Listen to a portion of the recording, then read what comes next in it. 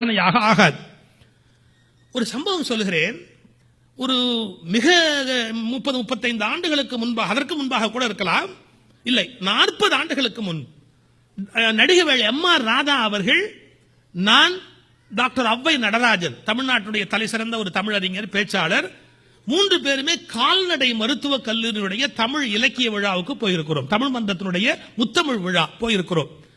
சென்னையிலே அரசு கல்லூரி கால்நடை மருத்துவக் கல்லூரி இருக்கிறது. அதுல 3வது மாடியிலே கலையரங்கம். அந்த 3வது மாடி கலையரங்கத்துக்கு எம்.ஆர். ராதா அவர்களை படியிலே அழைத்துக் கொண்டு வருகிறார்கள். எம்.ஆர். ராதா வயது முதுமையினால் கஷ்டப்படுகிறார். அவர் முதுமையினாலே சிரமப்பட்டு மேலே படியேறி வருகிறவர் கஷ்டப்படுகிற போது மாணவர்களை கேள்வி கேட்டுக்கொண்டே வந்தார். நான் அப்படியே சொல்றேன், தப்பா நினைக்காதீங்க. அவர் சொன்னார், டேய் இன்னும் எத்தனை படிடா இருக்கு, வந்துட்டோம். எனக்கு காலம்பரம் ஒருத்தர் வாக்கிங் அப்படிதான் கூட்டு போனார். வீடு வந்துருச்சுன்னு அந்த ஊரே சுத்தி காமிச்சு கூட்டு வந்தார்.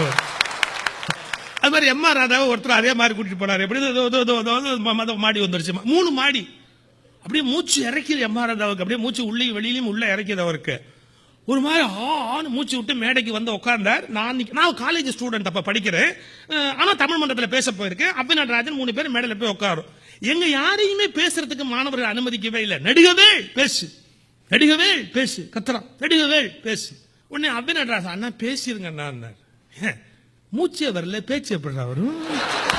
எம்.ஆர். ராதா மூச்சே வரல, பேச்சு எப்படிறா வரும்? நடராஜன் நீங்க பேசுங்க, நடராஜன் நீங்க பேசு. அண்ணா பேச விட மாட்டாங்கண்ணா அப்படின்னாரு. பரவாயில்ல பேசு. நடராஜன் மேடைக்கு போனாரு. பசங்க என்ன பண்ணுவாங்க தெரியாதா? நடிகவேள் பேசு, நடிகவேள் பேச விட மாட்டேங்கடா. ஔவை நடராஜன் மிகச்சிறந்த பேச்சாளர், அதை விட மிகச்சிறந்த புத்திசாலி. அவர் சொன்னார், நண்பர்களே, அடுத்து நடிகவேள் பேசுவார் என்பதை அறிவிப்பதற்குத்தான் வந்தேன். சொல்லிட்டு அப்படியே டக்குன்னு அப்படியே ஒதுங்கிட்டார். அவருக்கு மூச்சு முட்டுது. அப்படியே மேடைக்கு வந்தார் எம்.ஆர். ராதா. ஏய் நீ எல்லாம் படிச்சவனடா?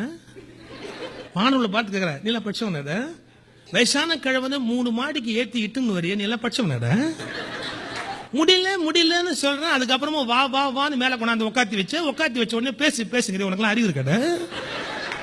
அடுத்த வார்த்தை ரொம்ப டாப்பா சொன்னார், நீ எல்லாம் மாட்டுக்கு வைத்தியமாக்க போறியா? அட மனுஷன் நான் முடியலன்னு சொல்றேன், என்னையே அந்த பாடுபடுத்துறிய, மாடு ஒண்ணு சொல்லாதடா, அதுக்காக நீ வைத்தியம் பண்ண போறியா? என்ன பாடுபடுத்துங்க?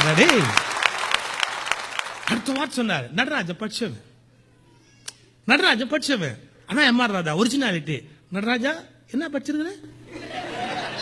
அவர் சொன்னார், எம்.ஏ. PhD என்னமோ படிச்சிருக்கான். அவர் எம்.ஏ. PhD வரல திருப்பி சொல்றதுக்கு, என்னமோ படிச்சிருக்கிறான். அவன் படிச்சவன்டா, அவன் டாக்டர் நடராஜன். அவன் பேச்ச நீ படிக்கிறவன் கேட்க மாட்டேங்கிற, படிச்சவன் கேட்க மாட்டேங்கிற, நாடு உருப்பிட மாட்டேன் சொல்லிட்டு அடுத்த வார்த்தை சொன்னார், நான் நடிகன்கிறதுக்காக எனக்கு என் பேச்ச கேட்கிறேன். நடிகன் பேச்ச கேட்டா நாடு உருப்பிட மாட்டேன். என்ன திங்கிங் சார்? ஒரு நடிகன் பேச்ச கேட்டா நாடு உருப்பிட மாட்டேன். பல நாங்க மேக்கப் போடுறோம், லைட்ல நிக்கிறோம், எங்களை பார்த்தா பெரிய மனுஷன் மாதிரி உனக்கு தெரியுது. ஏன்னா நடிகன் பேச்ச கேட்டா நாடு, படிச்சவன் கேட்க மாட்டேங்கிறேடா.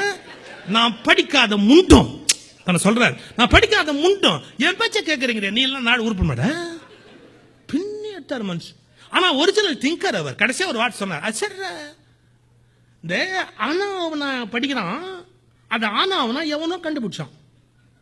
ஆனாவனா கண்டுபிடிச்சான் பாரு, அவன் ஆனாவனா படிக்கல. ஆனாவனா படிக்கிறவன் அது எவனோ கண்டுபிடிச்சான். ஆனாவனா கண்டுபிடிச்சான் பாரு, அவன் எதுவுமே படிக்கல.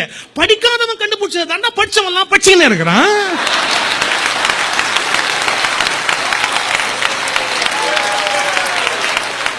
சரிங்க மாமா, நீ என்ன ஒரு பாட்டு பாடுவா, அது மாதிரி ஒரு நடிப்பு பார்க்க முடியுமா உலகத்துல?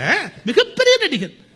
ஆனா அந்த நடிகன்கிறத தாண்டி ஒரு ஒரிஜினல் திங்கிங் என்ன, படிக்காதவன் கண்டுபிடிச்சது தாண்டா படிச்சவன் படிச்சுன்னு இருக்கிறான்னா ஒரிஜினல் திங்கர். அவர் நடிகன்கிற முறையில் தர வேண்டிய மரியாதை வேற, சிந்தனையாளன் அறிவாளி என்ற முறையில் தர வேண்டிய மரியாதை வேற.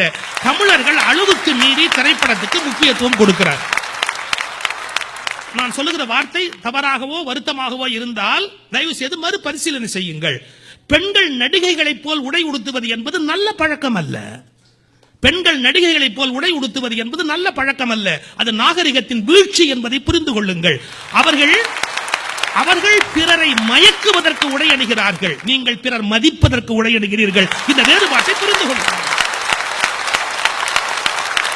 நமக்கு ஒரு பொறுப்பு இருக்கிறது. ரசிப்பது அவசியம், ஆனால் எதை ரசிப்பது, எந்த அளவு ரசிப்பது, எந்த அளவு பின்பற்றுவது, எந்த இடத்தில் தொலைவில் ரசித்து விட்டு நின்று விடுவது என்பதை புரிந்து கொள்ள வேண்டும்.